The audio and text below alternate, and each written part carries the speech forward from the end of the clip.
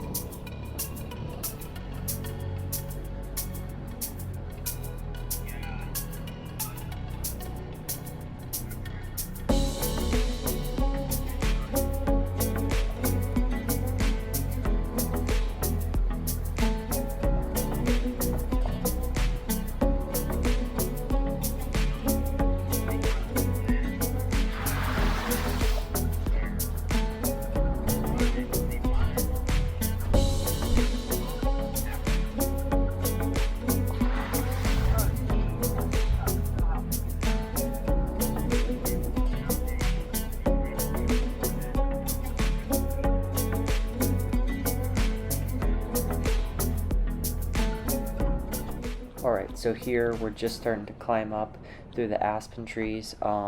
Here, for the first, I would say, 8 to 10 miles of this road, it could be even more, it's just a dirt road with embedded rock in it, and at this point it just becomes super rocky. We're crossing a recent washout right here. A lot of it's just rock and it's slow going, so I would always recommend airing down no matter what you have. My Outback did great, and Anthony had an Outback XT that also did fantastic with the turbo. The views throughout this whole drive up Henson Creek are great. You get views of all the peaks, and you're just driving up this beautiful drainage. So yeah.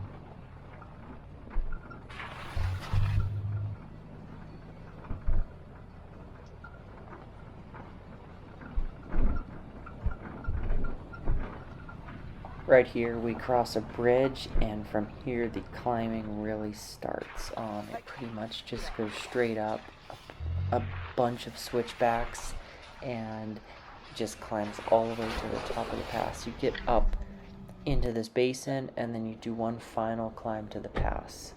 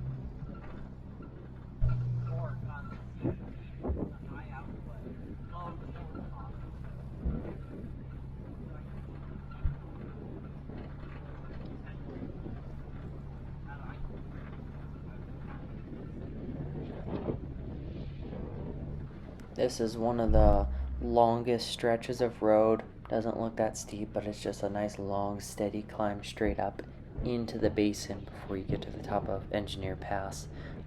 Here I was definitely lacking power in my 2.5 liter engine, and I really had to keep 15-20 miles an hour and keep my foot on the gas pedal.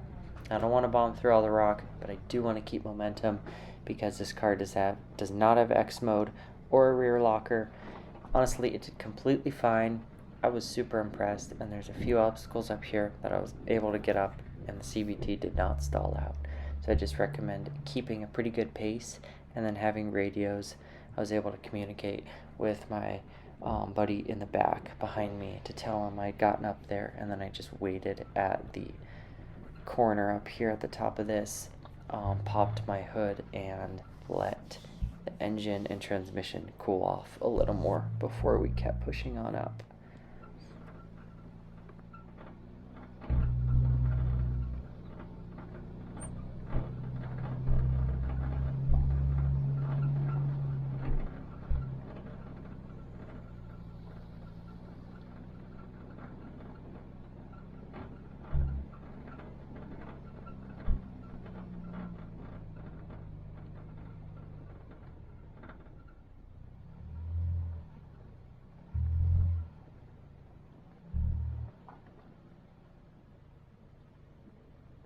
Alright, I'm up here on one of the corners. It's steep and rocky. Got our first ledges. Yeah, like at the top coming up.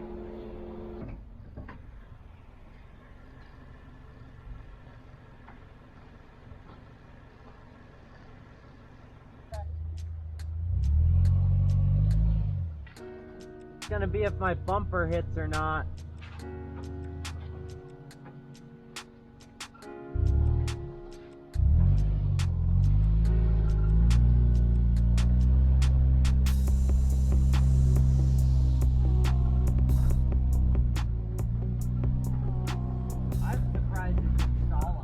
Yeah, you went up that really smooth.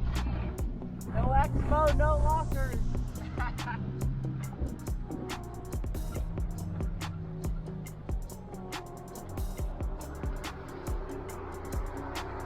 We're almost there. The top's like right up there. Or yeah, should we climb up this?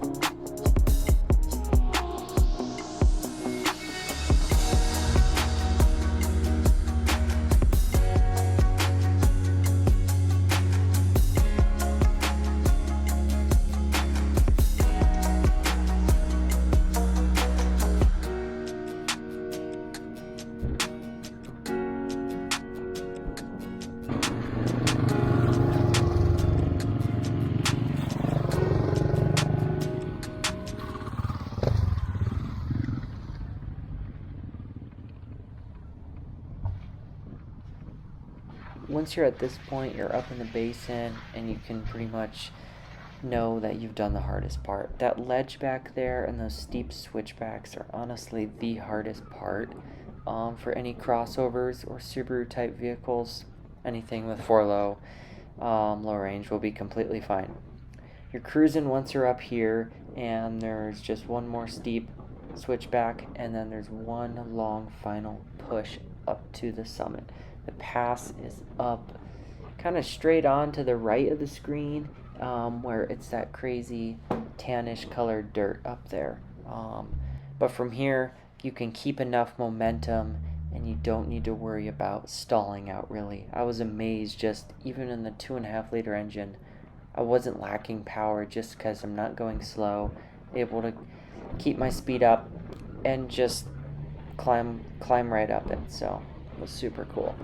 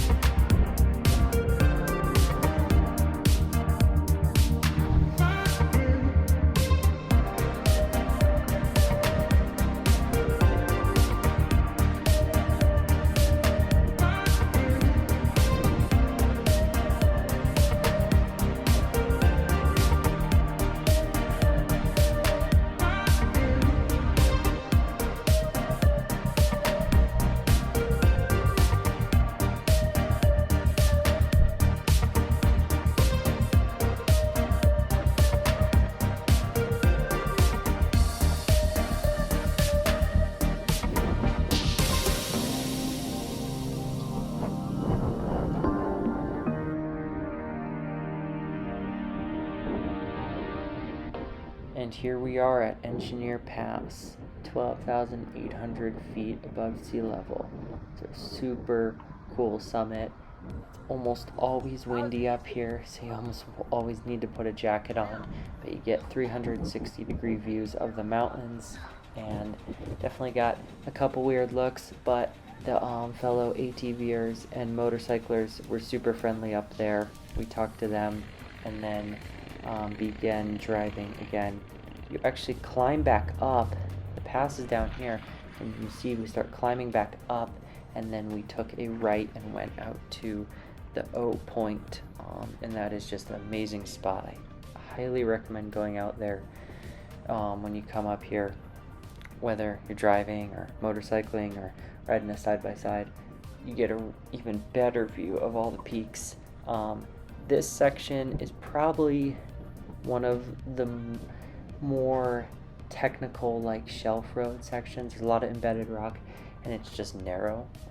Luckily, we had to pass some people. Everyone was able to back up and get out of our way, because we are technically going uphill. And you just want to make sure, ideally, there's no one coming, because there's not a ton of room. There's pull-offs, but there's a couple areas where there's absolutely no room for two vehicles. As you can see, this Razor did have to back up, but the advantage of our cars is fairly narrow. You're able to squeeze by.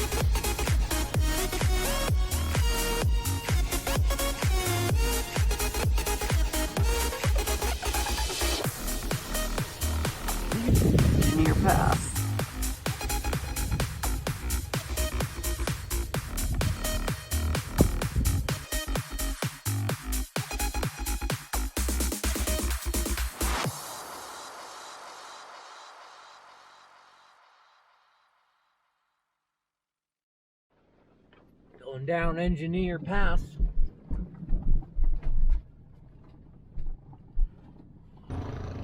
As soon as you start descending down the west side of Engineer Pass, it becomes rocky, washed out, rutted, and very steep. The camera just does not do it justice, and it just does not show how steep and how much of a drop off it is. There's just a sheer drop all the way down to the bottom of the basin. So taking it slow, looking for oncoming traffic a ways before you anticipate, figuring out whether you pull over or they pull over is just kind of how it goes. These passes have just gotten super busy, and navigating traffic is kind of one of the harder parts. We did really good going down this. You know, I have no Xmode, but Anthony does in his Outback, so that worked good for him, and I was just there cooking my brakes the entire time. Of course, I was able to use first gear a little bit, and then it just popped back up just for a little bit. And going downhill was not bad. I would not recommend going up the west side in anything other than a Tacoma or 4Runner or Jeep or anything really off-road capable.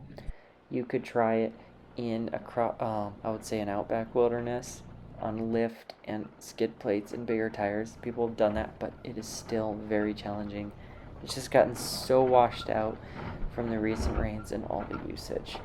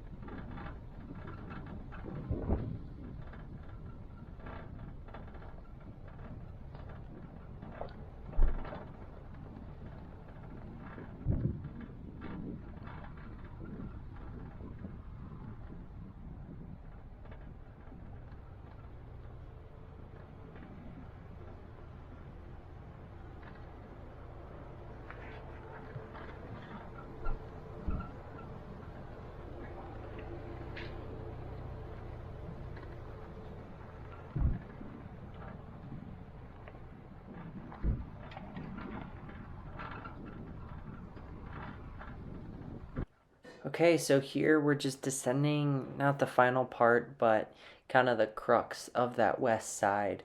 This is one of the last switchbacks coming down that you come to before you just go all the way down into the basin where it loops up with Lower Engineer or Mineral Creek Road. Anyways, this corner is pretty gnarly.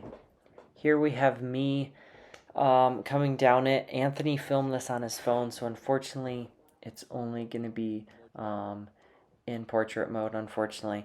But it's hard to tell on camera, but this entire thing is all like off-camber, ledgy rock. Like, it's good tire footing. Like, it's not going anywhere, but there's just a lot of ledge. We're able to get through there, and right here I'm scraping on my skid plate. We both scraped on our skid plates. Me with just that little 1/4 inch to 1/2 inch of lift on the Bilstein suspension really helps. But I would recommend having a lift going down this for sure. Going up this, I don't see it. It's way steeper than it looks. And you definitely want a spotter. Now with a lift, it probably would not be an issue. But we got down it completely fine. Only scraped on the front of our skid plates, didn't tear any plastic bumpers off, and that was kind of the end of the journey. So it was super fun. I hope you guys enjoyed the video. This was a super fun pass to complete, and I'll definitely be making some more videos. So I hope you enjoyed. Yo. Nice. No way.